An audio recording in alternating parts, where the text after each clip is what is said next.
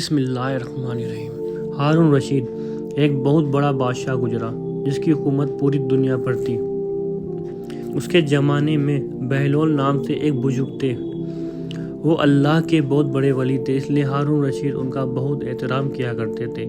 ہارون رشید کی بیوی جن کا نام زبیدہ تھا وہ بہت ہی نیک عورت تھی۔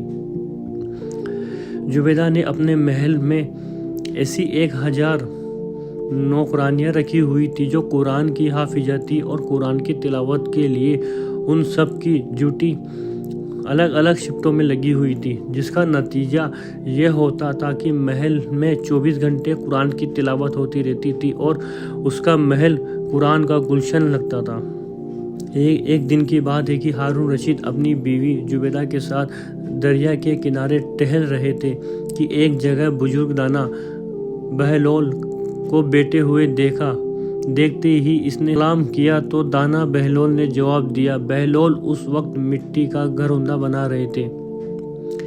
ہارون رشید نے پوچھا، کیا کر رہے ہو؟ بہلول نے جواب دیا، ریت میں گھر بنا رہا ہوں۔ ہارون رشید نے پوچھا، کس کے لیے بنا رہے ہو؟ بہلول نے جواب دیا، جو اس گھر کو خریدے گا میں اس کے لیے دعا کروں گا کہ اللہ تعالیٰ اس کو جنت میں گھر عطا فرمائے۔ ہارون رشید نے پوچھا، اس گھر کی کیا قیمت ہے؟ بہلول نے جواب دیا، صرف 1 دینار۔ ہارون رشید نے سوچا، یہ ایک دیوانہ ہے، جانے کیا بڑبڑا رہا ہے، اس لیے اس بات پر دھیان نہیں دیا اور وہ آگے بڑھ گیا۔ اسی کے پیچھے زبیدہ خاتون آئی، انہوں نے بھی سلام کر کے یہی سوالات پوچھے، کیا کر رہے ہو؟ کس کے لیے بنا رہے ہو؟ تو بہلول نے پھر وہی جواب ان کو دیا کہ جو اس گھر کو خریدے گا میں اس کے لیے دعا کروں گا کہ اللہ تعالیٰ اس کو جنت میں گھر عطا فرمائے۔ قیمت پوچھنے پر بہلول نے 1 دینار بتایا تو زبیدہ نے 1 دینار دے کر میرے لیے دعا کر دینا، اور پھر وہ آگے بڑھ گئی۔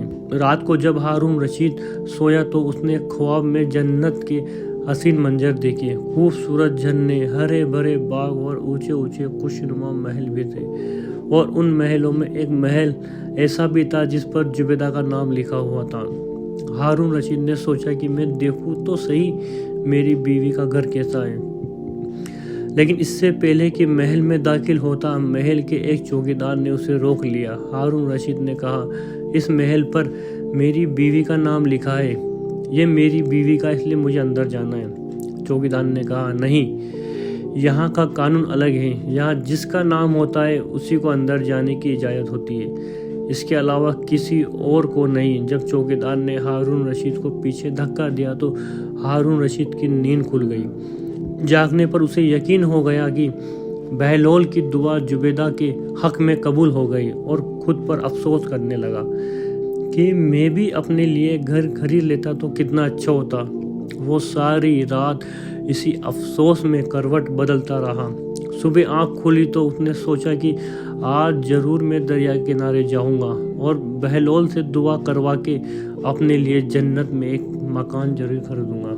اگلے دن وہ دریا کے کنارے بہلول کو تلاش کرتے ہوئے ادھر ادھر دیکھ رہا تھا کہ اس نے پھر بہلول کو اسی طرح مکان بناتے دیکھا تو قریب جا کر سلام کیا اور بہلول نے جواب دیا۔ اس کے بعد پھر وہی سوالات شروع ہو گئے۔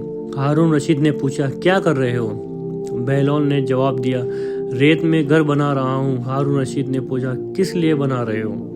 بہلول نے جواب دیا، جو اس گھر کو خریدے گا میں اس کے لیے دعا کروں گا کہ اللہ تعالیٰ اس کو جنت میں گھر عطا فرمائے۔ ہارون رشید نے پوچھا، اس گھر کی قیمت کیا ہے؟ بہلول نے جواب دیا، اس کی قیمت پوری دنیا کی بادشاہی ہے۔ ہارون رشید نے کہا، اتنی قیمت تو میں نہیں دے سکتا، لیکن کل تو 1 ہی دینار کے بدلے دے رہے تھے اور آج پوری دنیا کی بادشاہی مانگ رہے ہو۔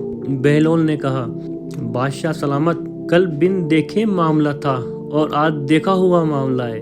کل بن دیکھے سودا تھا اس لیے سستا مل رہا تھا، اور آج چونکہ جنت دے گئے ہو اس لیے اب اس کی قیمت زیادہ دینی پڑے گی۔ ہماری مثال ایسی ہی ہے کہ آج ہم نے اللہ اور اس کے رسول کو بن دیکھے مانا تھا، اس لیے جنت بڑی سستی تھی، لیکن جب موت کے وقت کی آخرت کی نشانیاں دیکھ لیں گے تو پھر اس کے بعد اس کی قیمت ادا نہیں کر سکیں گے۔ اللہ تعالی ہم کو صحیح راستے پہ چلنے کی توفیق عطا فرمائے۔